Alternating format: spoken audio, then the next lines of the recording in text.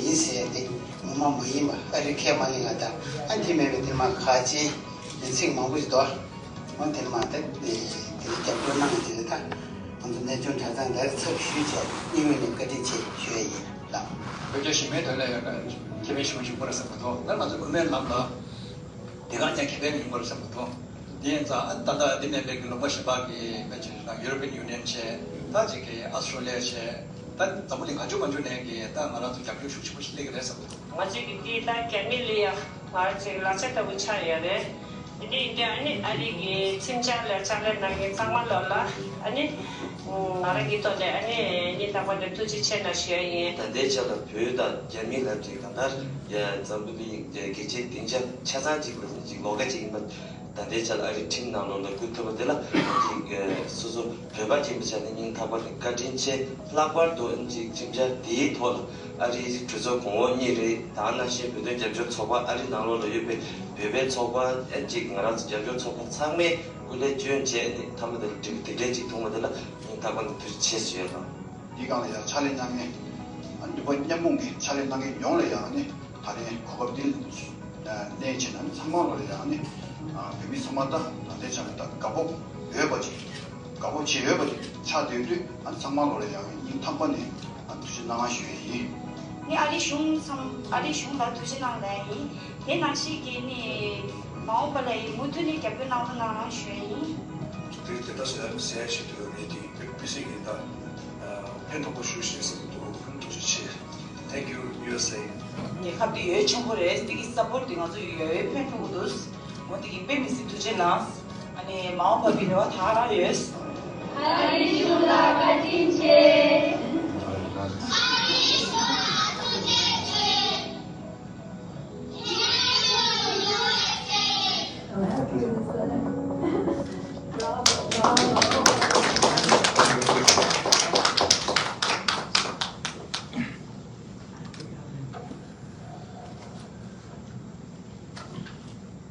It's very rare for Tibetans to celebrate. There were times when Tibetans celebrated when His Holiness was honored with the Nobel Peace Prize, with the US Congressional Gold Medal and recognition from many institutions and organizations, or otherwise the Tibet issue becomes more largely because of Tibetan suffering inside Tibet. This is for the first time, this is a very momentous day for the Tibetans that we celebrate because of a government's decision to pass a legislation like the Resolve Tibet Act, which challenges every aspect of China's claim on Tibet. And I want to thank Speaker Emerita Nancy Pelosi, because this germinated from her office when she was the Speaker in 2022 April, when Richard Gere, as the President of ICT, and myself as Sikong, and the team from the Office of Tibet and International Campaign for Tibet met in your office along with Congressman Jim McGovern, and we strategized on three basic issues. One was to organize the World Parliamentarians Convention on Tibet in Washington, D.C. Since the last one, it was one in 1997, and this was organized in June 2022. And around the same time, the testimony on the historical status of Tibet by Tenzin Namgyel Dethong, Ellen Borg, and the Chinese historian Professor Lau and Michael, four of them testified in front of the Congress. Based on that testimony, this Resolve Tibet Act was co-sponsored by Congressman Jim McGovern and Chairman McCall in the House, and Senator Todd Young and Jeff Merkley in the Senate, with a lot of support from Senator Cardin as chairman of the Foreign Relations Committee. We are very, very thankful. As Speaker Pelosi, when she visited Dharamsala, she mentioned that it's also due to the Tibetan people that this got passed. So I want to thank all the Tibetans in America, the Tibet support groups, the Tibetan associations, the Tibet advocates, particularly the younger generations of Tibetans who have been at the Hill this year in March. And I know there have been a lot of inputs and support also from the congressional staffers, some of whom are present here, like Todd and Kim, who have been also architects of this bill supporting Jim McGovern's office. So thank you very much again, Speaker Pelosi, for your presence here, Congressman Jim McGovern for your presence here. And I know some of other members will also be joining us now, but I know also for a fact that Speaker Pelosi have to leave early, so may I invite you to say a few words at this. Well, I do have to leave, but let me just thank all of you, because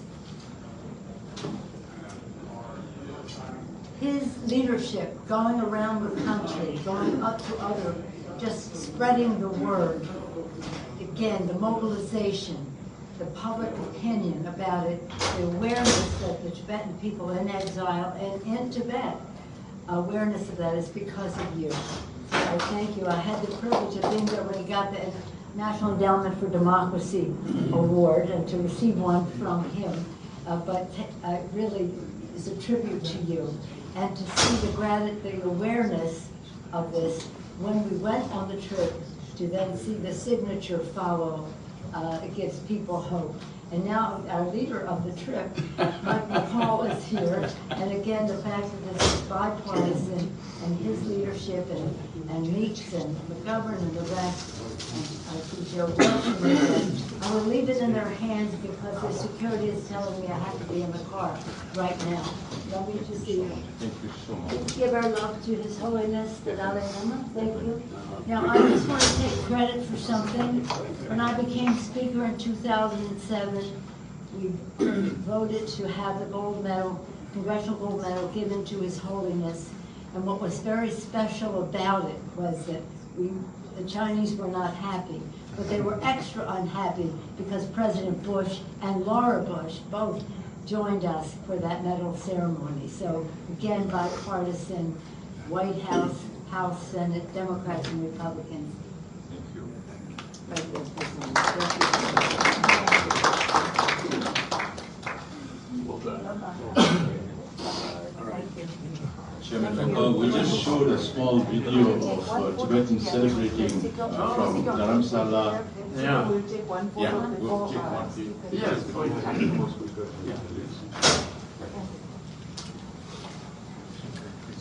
This is the copy.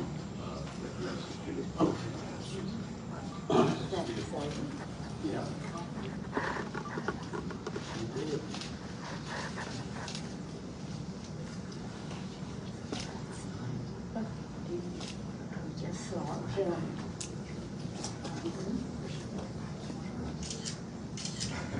But we did.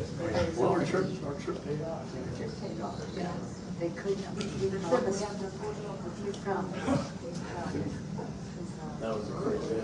That was a great day. Oh, that's wonderful. Look how good Mike McCall was. Oh my God. Look at Nancy. You know, shine her. Bye, Nancy. Chairman McCall, thank you very much for your presence here. I'm sure you will get time to see the Tibetans celebrating from Dharamsala to all over the world, and I'm also informed that the Tibetans inside Tibet are very much aware of this legislation, but the Chinese government has put in they're putting a lot of restrictions inside Tibet not to celebrate it, but there are a lot of signs of Tibetans celebrating in different ways. Thank you very much for your leadership, Chairman McCall, for your leading the congressional delegation to Dharamsala. We also have a copy of this picture photographed by His Holiness for all the members who have been to Dharamsala. So, may I request you? Thank you, Mr. President. It's so good to see you again. Thank you. Thank you so much. And when you travel with Nancy Pelosi, she said I was the leader. She's always the leader. But it was a real honor to be with these members. And the former Speaker of the House, she's known the Dalai Lama for so long that when we walked in, he said, old friend. And I thought that was very valuable to have her on the trip. And of course, Joe, my dear friend, and Jim really deserves all the credit. He was the author of the bill. He's worked how long on this? A long time. I mean, Jim has worked for years on this, and he talked to me on the floor, and I said, you know, of course we need to mark this up and get it passed by Congress, and we did, and it was perfect timing. We had it passed and on the President's desk by the time we were in Dharamsala, and I have to say it was one of the most, I've been in Congress, not as long as you, Jim, or Joe, but I've been in for 20 years now, and I've been on a lot of trips. But I think meeting the Dalai Lama was the most profound experience and most personally touching from a spiritual standpoint. I mean, here was a man whose monks were slaughtered by the Chinese Communist Party, who had a 4,000-kilometer trek, you know, from Tibet to northern India, and yet he holds no ill will. That's very powerful. I don't know of any. I wasn't sure if that's even a human capability to not harness any ill will or negative energy, but he believes, I think rightly so, that, you know, harnessing negative energy damages the soul. And he's very into science. He said, you know, if you look at the Tibetan monk's brain under a brain scan, and you look at somebody like Joe's brain, subjected to trauma, Joe's brain is really going to react. The Tibetan monk stays fairly calm. And that's a real secret that I think take away from me in terms of life and how to live your life without getting so stressed out about everything. But it's a very important time. He's probably the most important Dalai Lama we've had in the history of Tibet because of what happened with the Chinese Communist Party. And they threatened us on the trip. They threatened us before we got there. They threatened us when we were there. And they threatened us after. And interesting, Chairman Xi went to Tibet the day after we met with the Dalai Lama to reassure them that everything is okay when it's not. And we had 2 survivors from Tibet who were put in a Chinese prison who had to walk on barbed wire and tortured. And look, the bill is very simple. It says that Tibet was never part of China. They lie about the history that Tibet was at one point in time part of China. And so Jim, I think, did a great job saying, no, that historically is inaccurate. And secondly, and really important, is the right to self-determination. And we pulled in articles under the UN Charter that say all peoples have a right to self-determination, including the people of Tibet. And I want to give these members an opportunity to speak as well, but the reception that we received was overwhelming. I have to say, Madam, I think I speak for all the members how blown away we were with the warm reception of the Tibetan people lighting up the streets. I had no idea we were going to walk into this, and it was so warm, and it was heartwarming. It's an experience I'll never forget. And then those little girls dancing. I mean, my God. I have a video I put together I need to share with you, maybe share with His Holiness. And I hope that he's doing well, recovering.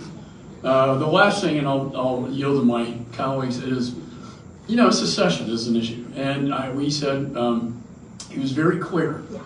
I will not be reborn in China. I will be reborn in freedom. And that was a great message. It's a great message for the Tibetan people. And I think China thought this was over. They thought this chapter was over, and Tibet was over, and it's theirs. But we're not going to let that happen. The bill is a very stark reminder to China that we have not forgotten about the Tibetan people, that they have a right to self-determination, and we will be with the people of Tibet over the Chinese Communist Party. So thank you very much.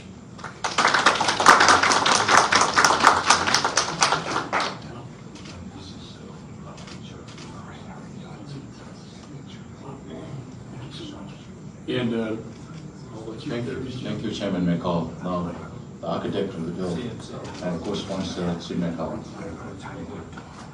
Well, first of all, let me thank the Sikh Young for his leadership. I want to echo what Speaker Emeritus Pelosi said. I mean, he has been incredible, an incredible voice of clarity, of moral clarity, not just within the Tibet community, but all around the world. And to build on what Chairman McCall said, the significance of this bill, the significance of our trip to meet with His Holiness in the Tibetan community is that it signals that we are not going away, that this issue is a major issue for many of us who care about human rights in Congress. And we are not going to stop until things change for the better for everybody in the Tibetan community all over the world.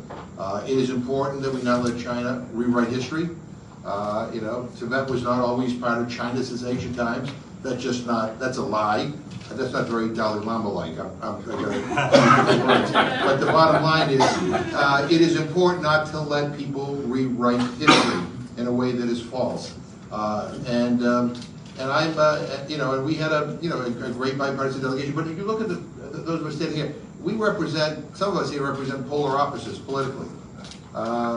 There's an old saying: you don't have to agree on everything to agree on something, right? The something we agree on is support for the Tibetan people and the Tibetan cause. We are not going away. We're going to continue to work with this community, which has enriched our lives so greatly. I've learned so much from many of the people in this room, from the Tibetan community in Massachusetts and all across the country. I wish I would adhere to more of the lessons that have been provided to me.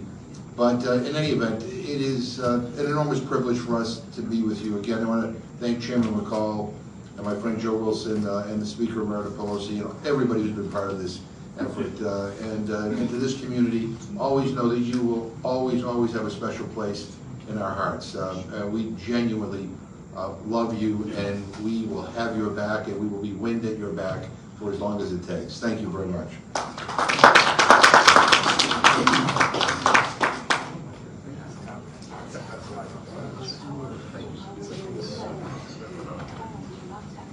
Thank you, Jim. Now we have Congressman Joe Wilson, who among 392 members supported the bill in the House on the floor, and also the reconciliation with the Senate language.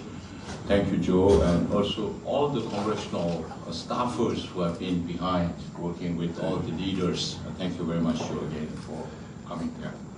Thank you very much, and indeed, ladies and gentlemen and friends of a Free Tibet, it's an honor to be here with my colleagues, Congressman McGovern, who began this effort, but the person who really made it possible, Chairman Mike McCall, chairman of the Foreign Affairs Committee, and to work, of course, with the former Speaker, Nancy Pelosi, and it's bipartisan, as you can well see. My appreciation of the people of Tibet is something I was born with. My dad served in the Flying Tigers in World War II. He served in India. He told me how hardworking the people of India are. And of course, in America, we've seen it. The 4 million Indian Americans now have the highest per capita income of any immigrant group in the United States, twice that of the average American. And so we know the people of Indian heritage, your next door neighbor. And then my dad served in Kunming, Chengdu, and Xi'an, China. He developed a great affection for the people of China, not the Chinese Communist Party.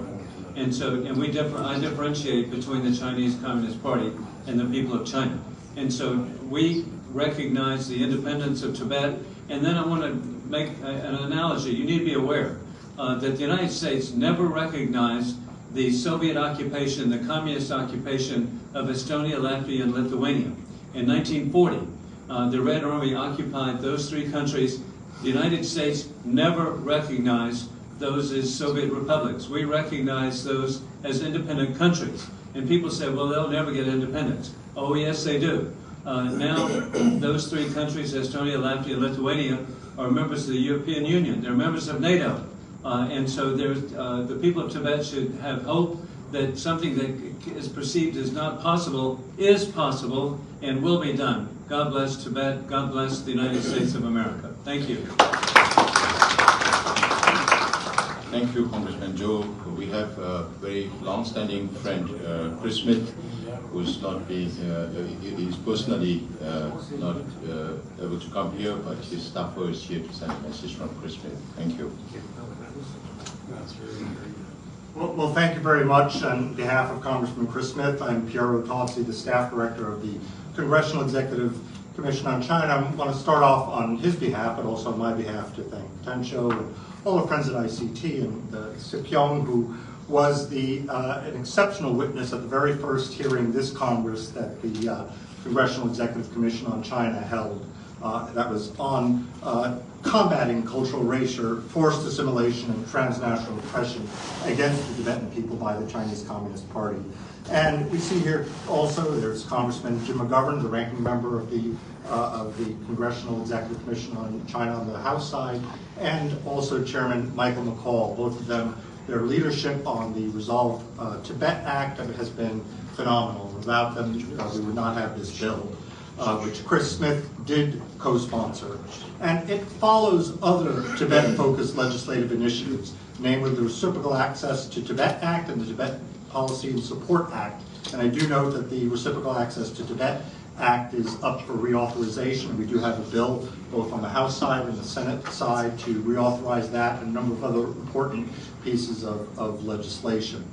And all these bills are aimed at helping to lay the groundwork for progress in peacefully resolving Tibet's status and defending the internationally recognized rights of all Tibetans. And this includes the right to free expression, to religious belief and practice, cultural expression and identity, and self-determination.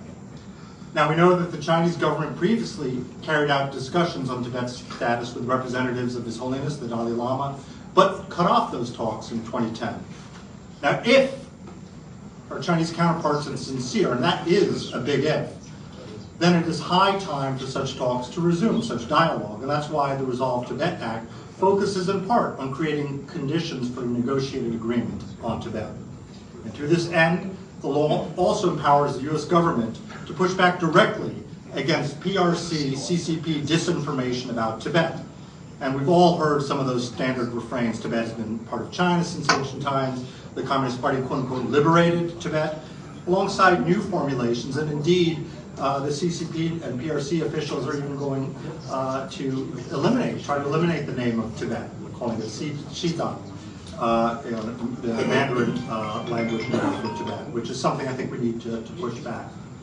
And just in closing, I think we can quote the language of the law itself, which says that we affirm that the Tibetan people are a people with a distinct religious, cultural, linguistic, and historical entity. And with that, I would like to thank you again on behalf of Chairman Smith, and also if you could extend his and my good wishes to His Holiness the Dalai Lama. Thank you. while acknowledging the role played by the Office of Tibet Representative Namgye Shirula and also the President of ICT. Of course, Richard Gere has been there all the time, meeting with Chairman McCall and others at the Hill, lobbying for this bill. May I invite Tejula to honor the staffers who have been behind this bill.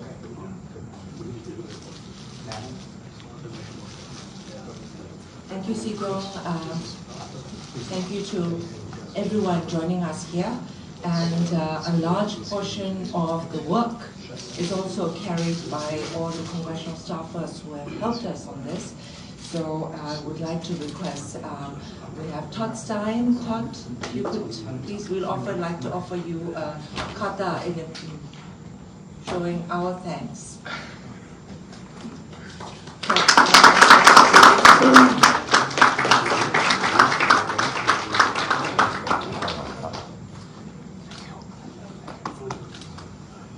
Kim, I see you over there. Kim Stanton. Talked formerly of Congressman McGovern and now with Senator Murphy. Piero also, may I invite you for kata?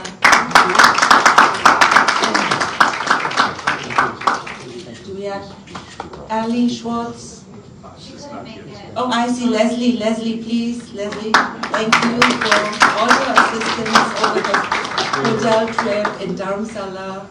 Thank you so much. Amazing. What's not like that? Everything. Thank you. Crystal might have left already. Do we have Michael McCark? Yes, Michael, thank you.